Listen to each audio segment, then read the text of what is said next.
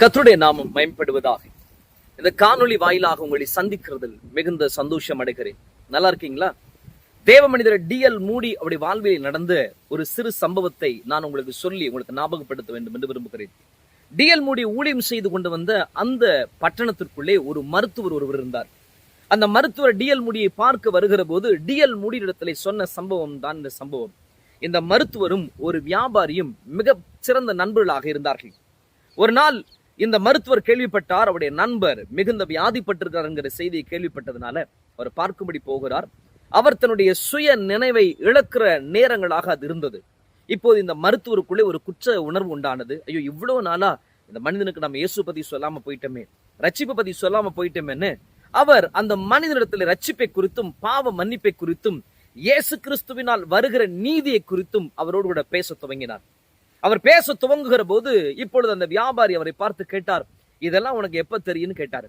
தெரியும்னு கேட்ட பொழுது அவர் சொன்னாரு, நான் படிக்கிற காலத்திலிருந்தே இதை அறிந்திருக்கிறேன் என்று சொன்ன பொழுது இப்பொழுது அந்த வியாபாரி சொன்னார், நீ என் கடைக்கு வந்திருக்கிறாய், என் வீட்டுக்கு வந்திருக்கிறாய், நம் பல இடங்களுக்கு ஒன்றாக சென்று இருந்திருக்கிறோம்.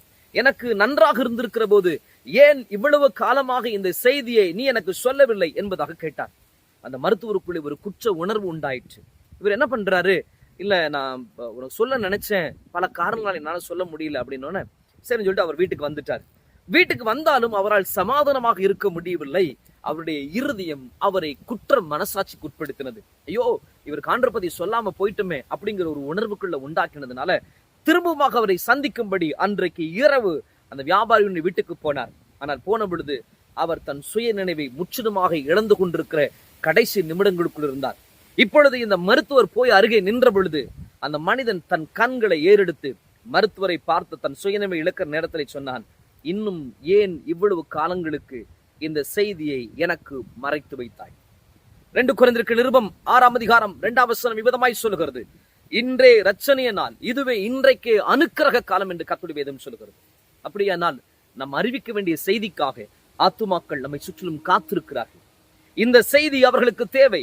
உலகம் நம்மை குறித்து 1000 சொல்லட்டும், ஆனால் இந்த ஆத்துமாவுடைய விலை மிக பெரிதாக இருக்கிறபடியினால் நாம் நம்முடைய சுவிசேஷத்தை, நம் கரத்திற்கிற சுவிசேஷத்தின் செய்தியை எத்தனை பேருக்கு நம்ம மறைச்சு வச்சிருக்கிறோம்? ஒரு நாள் ரட்சிக்கப்பட்ட புதிதிலே எத்தனை பேருக்கு அந்த செய்தியை அறிவித்திருப்போம்? இன்றைக்கும் அதே ஆத்ம பாரம் நமக்குள்ளே இருக்கிறதா? கிறிஸ்துவை குறித்து அறியாதவனுடைய வேதம் இவ்விதமாய் சொல்லுகிறது, கிறிஸ்துவை குறித்து அறியாதவன் எரிகிற அக்னிக்கு நேராக போகிறதாக வேதம் சொல்லுகிற போது அவனுக்கு இந்த செய்தி தேவை அல்லவா? இந்த செய்தியை இன்னும் எவ்வளவு காலங்களுக்கு நாம் மறைத்தும் புதைத்தும் வைப்போம்? ஆண்டவருடைய வார்த்தைகளை அறிவிக்க ஆண்டவர் நமக்கு உதவி செய்வாராக.